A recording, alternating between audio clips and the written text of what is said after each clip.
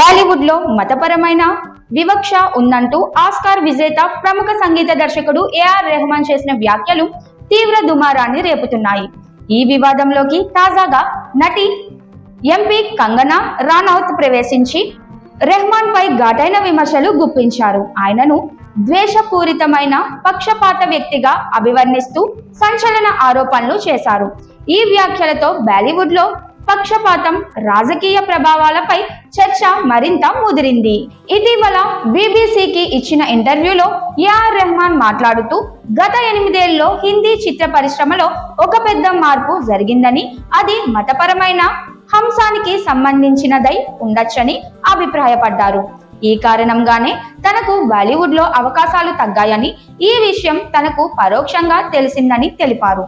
ఆయన వ్యాఖ్యలు వెలుగులోకి రావడంతో శోభా డే, షాన్, జావేద్ అఖ్తర్ వంటి పలువురు ప్రముఖులు స్పందించగా, ఇప్పుడు కంగనా రనౌత్ తీవ్ర స్థాయిలో ప్రతిస్పందించారు.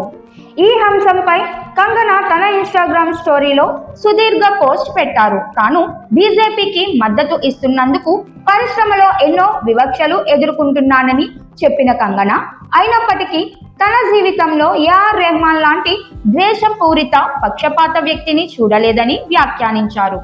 ఆయన వైఖరి తనను తీవ్రంగా నిరాశపరిచిందని ఆమె పేర్కొన్నారు. తాను దర్శకత్వం వహించిన ఎమర్జెన్సీ చిత్రానికి సంగీతం అందించమని రెహమాన్ ను సంప్రదించానని, అయితే ఆయన కనీసం కథ వినడానికి కూడా ఆసక్తి చూపలేదని కంగనా ఆరోపించారు. తాను కథ చెప్పాలనుకున్నప్పటికీ తనను కలవడానికే ఆయన నిరాకరించారని చెప్పారు.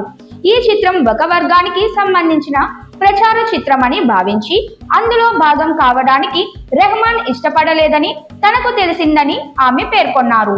అయితే ఎమర్జెన్సీ చిత్రాన్ని విమర్శకులు ఒక మాస్టర్ పీస్ గా ప్రశంసించారని, సమతుల్య దృక్పథంతో తెరకెక్కిన చిత్రమని ప్రతిపక్ష నేతలు కూడా మెచ్చుకున్నారని కంగనా తెలిపారు. అయినప్పటికీ రెహమాన్ ద్వేషంతో అందులయ్యారని వ్యాఖ్యానిస్తూ ఆయనపై జాలి కలుగుతోందని చెప్పడంతో తన పోస్ట్ ను ముగించారు. కంగనా చేసిన ఈ వ్యక్తిగత ఆరోపణలు ఇప్పుడు బాలీవుడ్ లో తీవ్ర చర్చకు దారితీశాయి.